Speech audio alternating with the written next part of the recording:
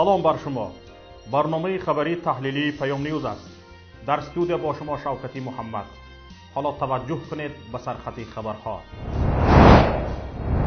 گریزگان سوریگی در نروژ از بالای رژیم بشار اسد نسبت شکنجه شکایت بردند.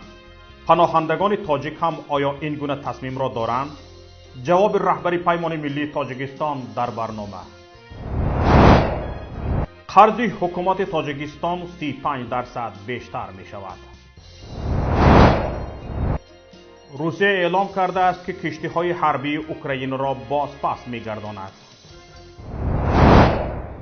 گریزگان سوریگی در نروژ به پلیس این کشور با درخواست تحقیقات جنایت های جنگی که از جانب رژیم سوریه در مدت بیش از 8 سال جنگ شهروندی انجام شده است مراجعت کردند. روز سه‌شنبه هفته گذشته یک سازمان حقوق بشری مستقر در برلین اعلام کرد از دادستان‌های نروژی خواهش کرده است علیه مقامداران بلندپایه رژیم سوریه با اتهام جنایات علیه انسانیت از جمله قتل‌های غیر دادگاهی، تجاوز به ناموس، لطوکوب و دیگر نمودهای شکنجه پرونده باز کنند. مرکز اروپایی عاید به حقوق‌های کنستیتوسیونی و حقوق انسان اعلام کرد همراه با 4 سازمان دیگر از نام 5 قربانی شکنجه شکایت ارسال کرده است.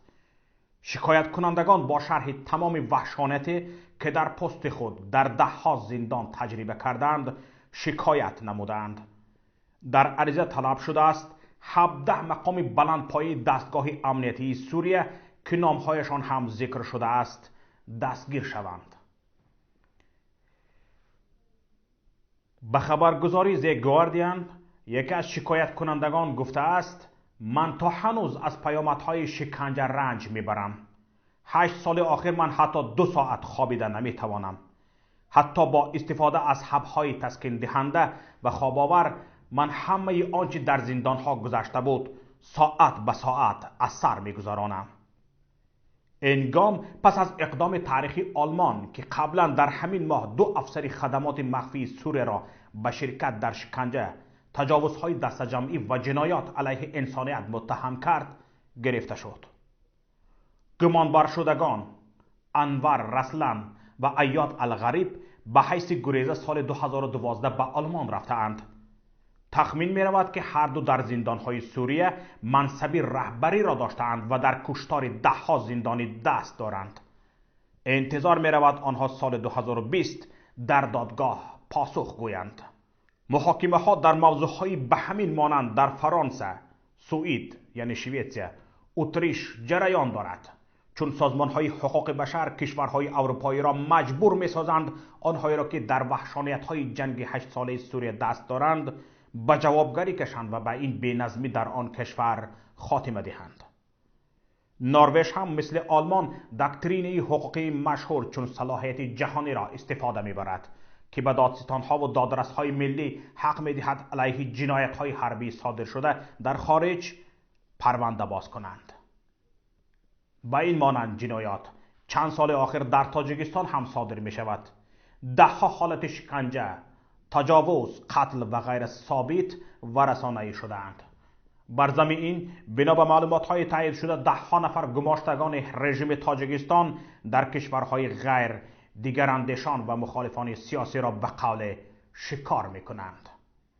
ما از آقای محی الدین کبیری رئیس پیمان ملی تاجیکستان پرسیدیم که آیا یک چنین زمینه شکایت بردن از بالای مقامداران شکنجه‌گر تاجیک در اروپا وجود دارد؟ رهبری پیمان ملی تاجیکستان در جواب به ما گفت که شکایت نسبت شکنجه مقامداران در اروپا تجربه نو نیست. تجربه نشان داده است که شکایت کنندگان از بالای شکنجه مقامات در دادگاه‌های اروپا موفق هم شدند. مسئله به دادگاه اروپایی کشاندن مقامداران مسئله نو نیست و این تجربه در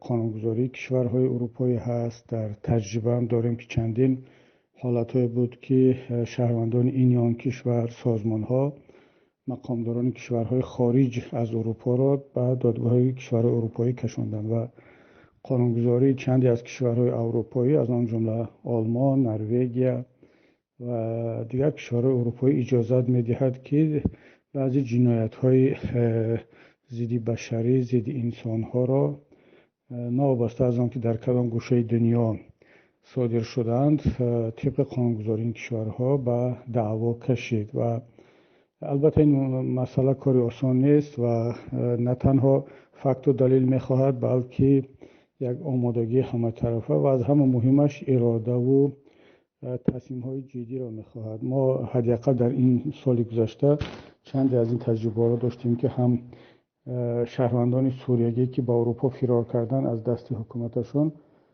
بعضی از مقامات کشور خود را به دادگاه‌های اروپایی کشاندند و موفق هم شدند. این چنین پرونده‌ها در تجربه کردها بود که علیه بعضی مقامات ترکیه به دادگاه‌های اروپایی شکایت بردند و حتی قرار دادگاه عالی ترکیه را درباره تروریستی دانستن این آن حزب سیاسی در داخل ترکیه هم به چالش کشیدند و موفق هم شدند.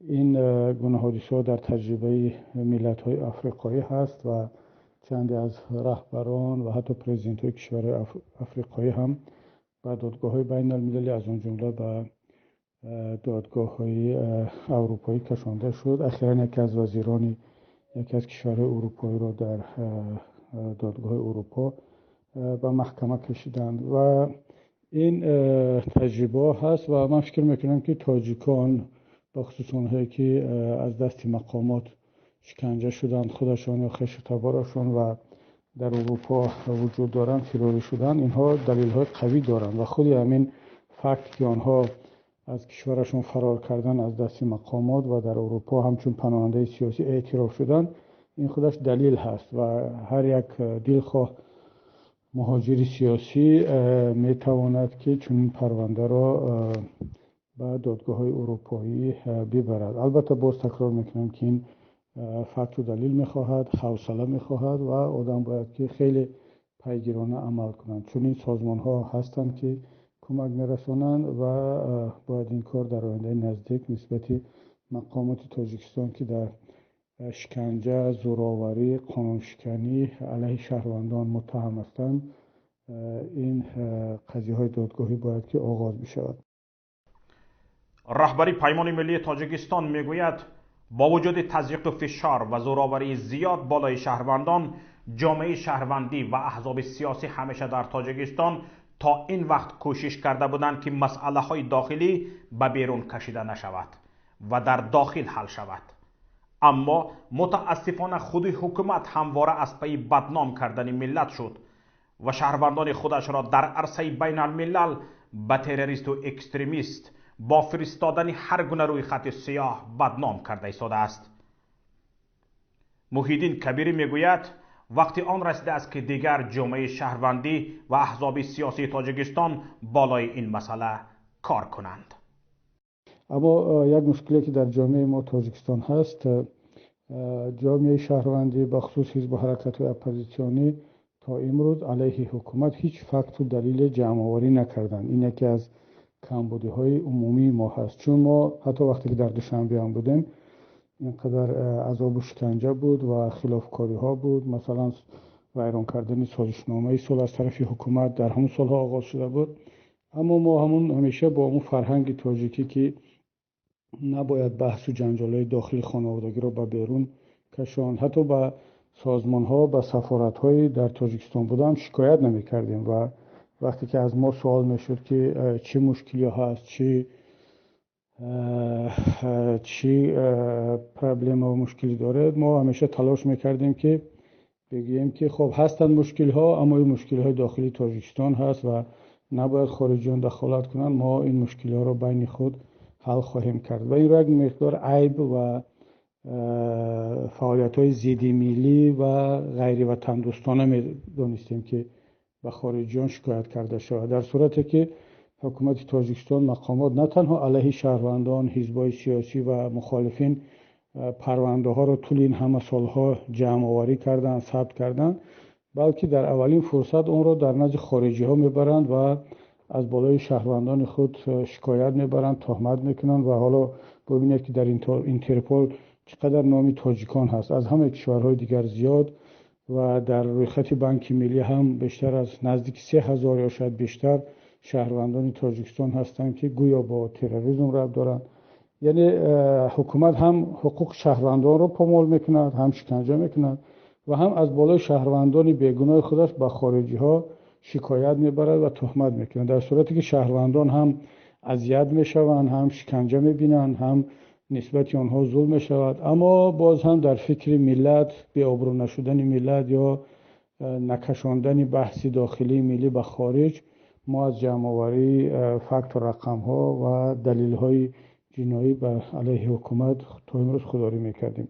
به نظر من وقتی آن رسیده است که دیگر نیازهای جامعه شهروندی به خصوص سازمان‌های دفاع از حقوق بشر این کارها را جدی‌تر بگیرند و پرونده چندی از مقاماتی را که معروفند در بین مردم با قانون شکنی و با ظلم و شکنجه به دادگاه‌های اروپایی برده شود. عبدالستار بابایف، رهبری کمیته شهروندی نجات گروگانان و زندانیان سیاسی در تاجیکستان به پیام گفت در اختیار این کمیته خیلی شکایت ها از شکنجه مقامداران نسبت دیگر اندیشان و مخالفان سیاسی و حتی پیوندان آنها جمع‌آوری شده است. کمیته این مسئله را به طور جدی آموخته ایستاده است و در آینده نزدیک با همکاری با سازمان‌های دفاع حقوق بشر از بالای مقامداران شکنجهگر به دادگاه‌های بین المللی و هم اروپایی شکایت خواهند برد. البته ما کمیته شهروندی نجات گروگانان و زندانیان سیاسی در تاجیکستان نامه‌های 77 نفر از این شکنجهگران، از وزیر و رئیس کمیته های کشور تا کارنفران عادی، نامه‌های آنها در یک روزنامه که ما به تب رساندیم اسم 77 نفر در آنجا جمع آوری شد و تا امروزها از جانب شهروندان نامه‌های شکنجهگرانی از مقامات قدرتی به ما رسیده ایستادند و همه اینها در بایگانی ما محفوظاً حفظ میشوند و ما با همه مقامات ها و سازمان‌های بین المللی حقوق بشر این نامه‌های آنها را رسانده ایستادیم و ما هم همه کوشش‌ها را شعبه‌های حقوقی ما هم همه کوشش را به خرج داده ایستادند که این ظالمان و این شکنجهگران حتما به دادگاه‌های بین المللی کشیده می‌شوند. این روزها ما شاهد آن هستیم که می‌بینیم که در کشورهایی که در اونجا حاکمان دیکتاتور زیاده از 20 سال و 30 سال حکمرانی کرده و به مردم جبر و ظلم کردن، هر ماهی نیست که یک نفرشون از سر قدرت دور نشوند. اینها از سر قدرت دور میشوند و اکثر آنها به زندان روانه میشوند و کسی دیگر از کشورشون فرار میکنند و آنهایی که چاپلوسی کرده بودند در زمان حکمرانی این دیکتاتورها و جبر و ظلم را برای مردم روا دیدند، این روزها روانه زندان شده ایستادند و این روزها هم دور نیست که در تاجیکستان فرا خواهد رسید و داد این مظلومین از ظالمین ما خواهیم این داد را گرفت و مظلومین بدانند که ظالمان در نزد قانون جواب می‌دهند. ما اینا ما یک روز به چشم خودمان خواهیم دید و ما هم اینها را به سودهای بین المللی البته میکشونیم. مورد به ذکر است که مقامات انتظامی تاجیکستان موج جدید فشار و تعقیب و تهدید و بازپرسی های طولانی خود علیه نزدیکان و پیوندان خیلی از مخالفان کنونی و سابق حکومت را در داخل کشور آغاز کردند. طور روزنامه‌نگار تاجیک امرالله نظام در صحیفه فیسبوکیش نوشته است به فرق از دوره‌های قبلی مقامات زنان کودکان نابالغ را نیز مورد استنطاق و زیر تهدید و فشارهای مختلف خود قرار داده علیه برخی از آنها پرونده‌های جنایتی باز کردند. ده‌ها خانواده‌ها از نزدیکان پیوندان مخالفان را مقامات انتظامی کشور در سر تا سر تاجیکستان مورد فشار و تعقیب و تهدید و بازپرسی‌های طولانی قرار داده‌اند. اکنون چند خبر و رویدادها از رسانه‌های دیگر را همکارم صفیه واحد و گزارش می‌دهد. حکومت تاجیکستان برای عملی سازی لایحه‌های دولتی سرمایه‌گذاری در 3 سال نزدیک قریب 930 میلیون دلار قرض‌های خارجی را از خود کرده است. در دایره برنامه قرض‌های بیرونی خارجی سال 2020 از خود کردنی 228 میلیون و 140 هزار، سال 2021 336 میلیون و 480 هزار و سال 2022 365 میلیون و 310 هزار دلار مبلغ‌ها به نقشه گرفته شده است. موافق برنامه سال روان از خود کردن قرضها در حجم 189 میلیون و 800 هزار دلار پیش بینی شده است. عین زمان برنامه از 60 لایحه قرضی عمل کننده و 31 سازشنامه قرضی عبارت است که در مرحله لایحه سازی قرار دارند. مبلغ عمومی قرضهای از خود شده طبق این برنامه تا 1 ینوری سال روان 1 میلیون و 180 هزار دلار را تشکیل می دهد. قابل ذکر است که قرضگیر در این حالتها حکومت بوده، لیکن برگردانیدن قرض به دوش سوبیکت‌های خواجگیداری جمهوری واگذار می گردد. یادرس میکنیم که به سنه 1 ایولی سال 2019 حجم عمومی قرض خارجی تاجیکستان 2 میلیارد و 894 میلیون و 560 هزار دلار را تشکیل می دهد که نزدیک به 36% مجموعی محصولات داخلی کشور برابر است. الکساندر لوکاشنکو پرزیدنت فعلی بلاروس تصمیم گرفته است که در انتخابات پرزیدنتی در تابستان سال 2020 شرکت کند.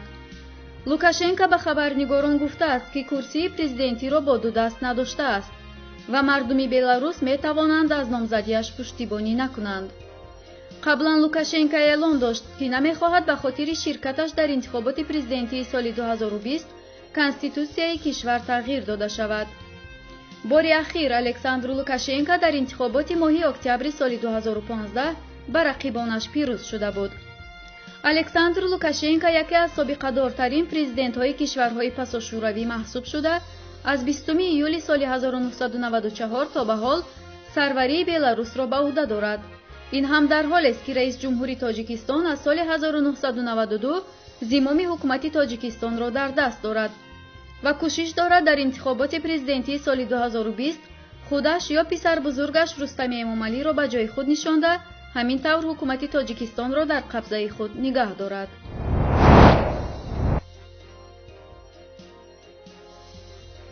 روسیه گفته است که نیت دارد روز 20 نوامبر چهارشنبه کشتی‌های حربی اوکراین را بازپس می‌گرداند.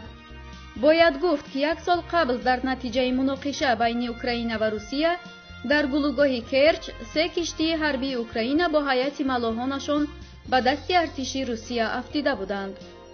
طبق اطلاع تاس صبح روز یکشنبه 1 کشتی و 2 کاتر زیره‌پوش از بندر کرچ و بندر بحر سیاه آورده شد. روسیه سال قبل کشتی‌ها را با اتهام عبور غیرقانونی سرحد با هیئت ملاحان به گرو گرفته بود و هیئت ملاحان اوکراینی بعد از مرافعه سعودی به وطنشان برگردانیده شده بودند. اکنون با برگردانیدن کشتی‌ها مسکو می‌خواهد یک قسم سازشنامه را با کیف اجرا نماید. اوکراین نگاه داشتن کشتی‌ها را عملی تجاوزکارانه نامیده از ایالات متحده آمریکا و اتحاد اروپا برای برگردانیدن کشتی‌ها کمک خواسته بود. اینجا نهایت برنامه امروزی ماست. برنامه‌های دیگری ما را در شبکه‌های اجتماعی و پایگاه پیام نقطه نت پیگیری کنید. هر رویداد یا حادثه را شاهد شدید لطفاً به نوار گیرید و ثبت آن را به رقم 49 15 16 46 15 947 توسط پیام رسان‌های واتساپ، وایبر، ایما یا تلگرام فرستید. مشتری شدن به شبکه یوتیوب ما، نوشتن نظر خود درباره نوار، پخش تگمه معقول شد و همچنین پخش تگمه زنگوله را فراموش نکنید. این به شما امکان می‌دهد که برابر نشر نوارهای ما در یوتیوب شما در حال باخبر شوید. الها کامیاب باشید. با امید دیدار در روز دیگر. خیر.